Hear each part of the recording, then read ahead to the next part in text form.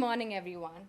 I'm Kasturi Thorat, and I'm here to present the fall final briefing for the Urban Reforestation Act workshop. Before I begin, I want to thank my team and our faculty advisor, Professor Rosen, for all their support and hard work these 2 semesters. On our agenda for today, I'm going to give you some environmental context, talk about the Urban Reforestation Act grant program, and then our proposed program design, and then finally end with some key takeaways. 91% of New York State residents live in cities, and this urban development has disrupted multiple natural systems. The first system that has been disrupted is that of temperature regulation, causing urban heat island effects. Urban heat islands are areas where temperatures are significantly hotter than vegetated areas surrounding it. Second system that has been disrupted is that of water drainage. Impermeable urban surfaces have led to increasing stormwater runoff.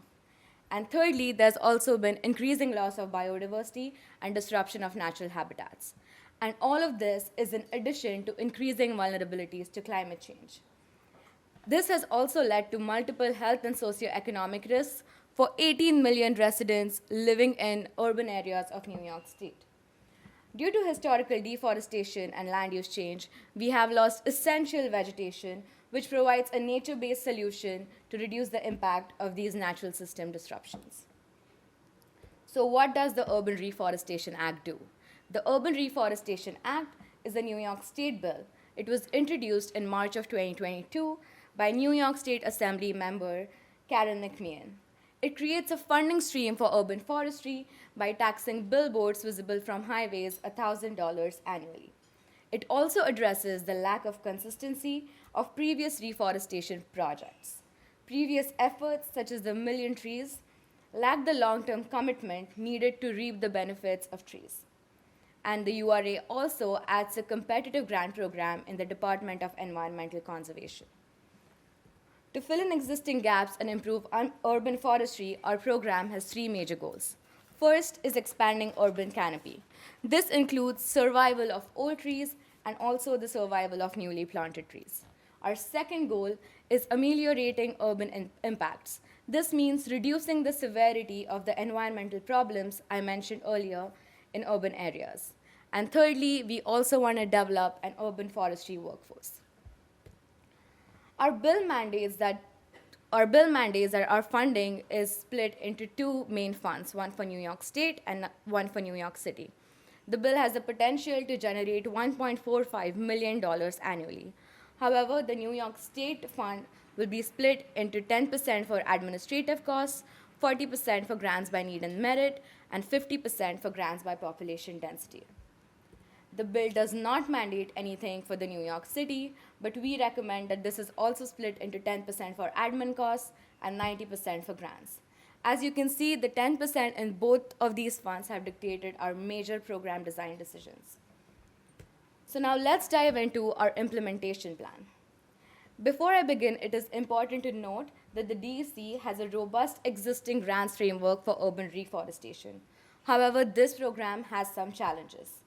And we have designed our principles and solution components to tackle each of these challenges correspondingly. With the new URA program, there's the possibility that there could be lack of collaboration in and with other forestry projects. And to tackle that, we plan to hire a full-time environmental program specialist to share information. The second challenge is that adding a new program could also cause work duplication and information silos. And to deal with this, we pool resources by creating joint working groups. Joint working groups will be assembled by our environmental program specialist, and they will be made of subject matter experts. And thirdly, there's also a shortage of skilled urban forestry workers. And to deal with that, we will enhance our existing assets and add a new grant award to hire urban forestry workers. Now let's dive into each of these in detail. Our first solution component is our environmental program specialist. Our specialist will be based in the Department of Environmental Conservation, DC, in the Office of Natural Resources, where they will be responsible for forming our joint working groups, convening and managing these groups, administering grant awards, and coordinating with our audit team. This person will be responsible for increasing collaborative effort across urban forestry grant programs in the state. Our second component is creating a collaborative workflow. As you can see, our workflow is divided into two main parts.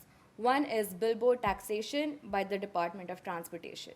The second component is grant administration by the Department of Environmental Conservation. As you can see, step 2 involves application definition and scoring. Step 3 will be grant disbursement, and step 4 will be result sharing and performance management. As you can see in step 2 and step 4, we have our joint working groups, which will increase collaboration and pool resources. Our third component is adding a new grant program. As I said earlier, the DC already has existing grant programs for tree inventory, community forest management plan, tree planting, and tree maintenance. To this, we are adding a new grant program called the Urban Forestry Workforce, from where the funds will be used for developing and hiring urban forestry workers. To ensure that all these three components are set up for success, in our first year, we have 4 key tasks. First, in our first quarter, we will hire our environmental program specialist. In our second quarter, this specialist will form the joint working groups and our applications will begin. In our third quarter, our applications close, and quarter 4 is when our grant awardees will be announced. Once this is set up, in the following years, we will ensure success by maximizing the use of existing reporting frameworks, maintain reporting integrity through periodic updates from documents such as budget plans, tree inventories, staffing plans, and then finally verifying the work done by professional foresters. So today, based on our URA implementation plan, I want to leave you with 3 key takeaways. First is that the URA enhances existing urban forestry efforts in New York State by taxing billboards. Second, our implementation plan reduces duplication, pools resources, and shares information. And thirdly, despite a modest revenue contribution, the URA can build agency capacity to make New York State cities greener. Thank you.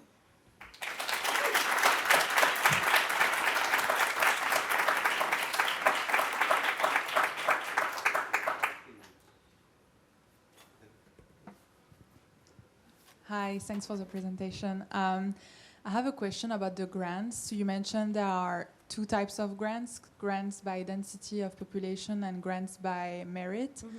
So I was wondering what are the criteria for the grants by merit? How is it going to be defined?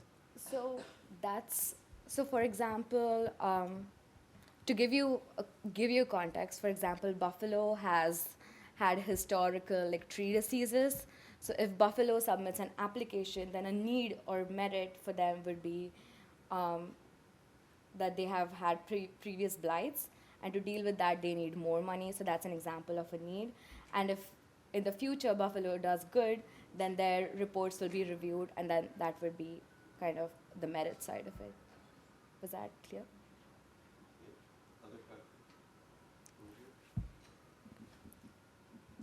Kasturi, thank you for the presentation. Congratulations for that and to your all group. I would like to ask you about measuring the success of the policy. What are the main criteria and what are the main issues that you think it should measure the success of this policy? Thank you. So firstly, like I said earlier, expansion of urban canopy is our main goal. And under that, we also have reduction in ambient surface temperatures, improvements in public health, air pollution, etc. So that's mainly how we measure. Time for another question? Thank you very much. Thank you.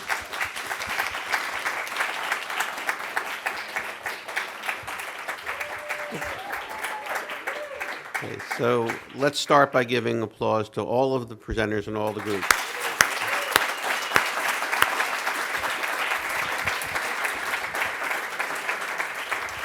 And let's take a moment to look back at 2 semesters of, and I said this, I think, last semester as well, or maybe at the midterm briefings.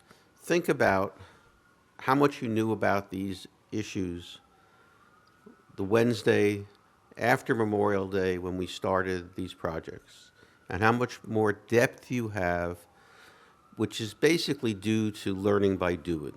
In other words, we've gone through these bills and we've looked at the insides. What's the science? What's the definition of success? How do we measure it? So this integration of problems with policy and with management is what you have that very few people that go to public policy schools ever have, and you've integrated it into a single exercise focused on the environment itself.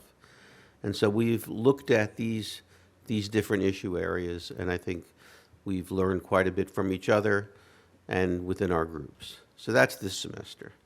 Next semester is a very different activity.